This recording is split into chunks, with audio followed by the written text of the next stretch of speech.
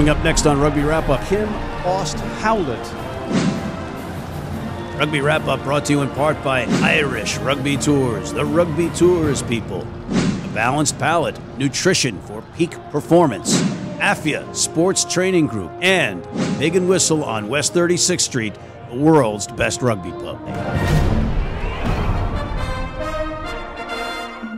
Everybody, welcome back to Rugby Wrap-Up. Matt McCarthy, Steve Lewis, and Kym Aust-Howlett here joining us in New York. And Kym is a very interesting story. And Steve, this is the way things are dumped on our laps when we're on Rugby Wrap-Up in Midtown Manhattan. We get celebrities coming in. That's it. New York City, the Mecca, you know, rugby royalty from everywhere. That's right. A James Kennedy curveball, and we got a home run, yep. Right? Okay, so Kym, if I'm not mistaken, you were the GM of the Waratahs. That's right, yes. And also for the New Zealand Rugby Union? Yeah, so the Blues Super Rugby team. Do they play as well. rugby down in New Zealand? Yeah, they play a little bit. They're quite good at it.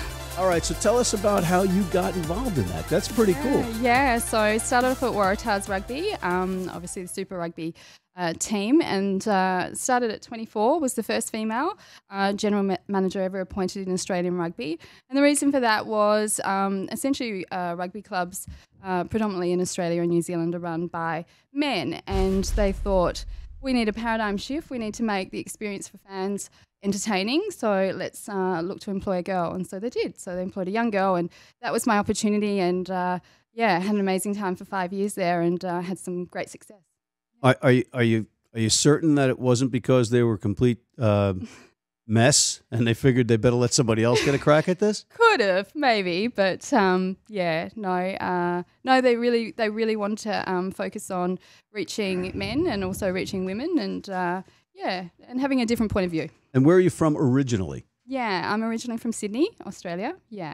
Okay, so you grew up watching maybe rugby league more, or no, AFL actually. So Aussie rules. Yeah, Aussie rules. But my dad's actually English, so grew up with rugby as well. So always had a passion for rugby. So yeah, we will not hold that against you in the studio. Because usually ABE, anybody but England. Yeah, right. Okay, but, okay. So I'm just Australian then. So how would you characterise Australian rugby right now? It seemed to have had its troubles over the last couple of years, and it has. It's been quite upsetting to watch from afar, because I was actually in New Zealand for the last few years, and obviously they're over there killing it and having great success. So and that comes down to their pathway and the infrastructure that they do have. So to watch Australian rugby, and when I was there, Michael Checker was doing a great job with the Waratahs, won a Super Rugby title. Then he's obviously moved on to the Wallabies, had some success with the first World Cup, and then yeah, for whatever reason, not sure what's happened with that team. Any thoughts on Tweed Forest and the new Western Force Rugby League? What's your take on that? Yeah, it's interesting. I think his focus of making it more entertainment, he'll have some success with that. As far as combining and competing against Super Rugby, I think it will be quite competitive in the market in Australia. I think, yeah, somebody's going to suffer. Well, it's interesting that the NZRU, I believe, was giving it $1 million. Yeah. And it's got a World Rugby sanction. Yeah, and look, I think that what it will find is the players at the back end of their career will probably go and play. It's not as demanding as what the Super Rugby competition is, with the travel and the demand and the quality of rugby. But yeah, I think he will have some success for sure, because he really understands the fact that it is entertainment as well as the rugby. Are you familiar with a book by Jeffrey Parks? He's a Kiwi that wrote a book called The World in Union, Rugby Union, but then it's conflict because unions crossed out. And it talks about all of the different unions, all the different professional setups and the hiccups. And there's a big chapter on Australia. Yeah, right. Okay. Yeah. Big hiccup, is that what you're saying? Well, yeah.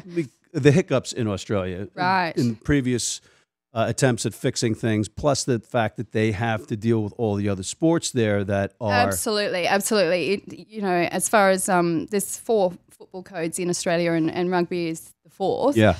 The beauty of rugby, though, is that it actually has the white collar market, so it actually dominates the high end of the market. So it is niche, but it does have a lot of competition. But Interesting.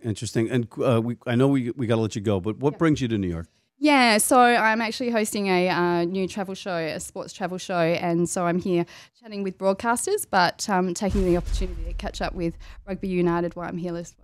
Well, Steve and I are very available for rugby travel trips. Just to let you know, Feature rugby on wrap the up show? on the road Right. with the anytime, Right. anywhere. Anytime, Right. anywhere. spin-off. I'm saying spin-off of your show, rugby Yeah. wrap up travel on the road with. Got it. You're the executive producer. Yeah. My wife Kendra can come with us. Cool. But Destination goals. Keep an eye out for it. all right, Stephen. Final question. Yeah, so one final question. Australia and women's rugby. Obviously, the Yes. Sevens had a great run, made the Olympics. They've concentrated exclusively on Sevens. Australia, they seem to have decided they want to invest in women's rugby. What's your take on that? Yeah, a lot of work. I think that, again, those other football codes in Australia are leading the way with women's sport, and so rugby needs to really catch up. So they are doing a great job, and the Sevens program is in Sydney. Yeah, so, and again, they're featuring the women's rugby along with the men's, so keeping it equal. So, yeah. Awesome. Yeah. Guys, unfortunately, we are out of time right now, but it's always great having friends from down under come in and talk a little rugby with Thanks us. for having me. Welcome to come back. Thanks, guys.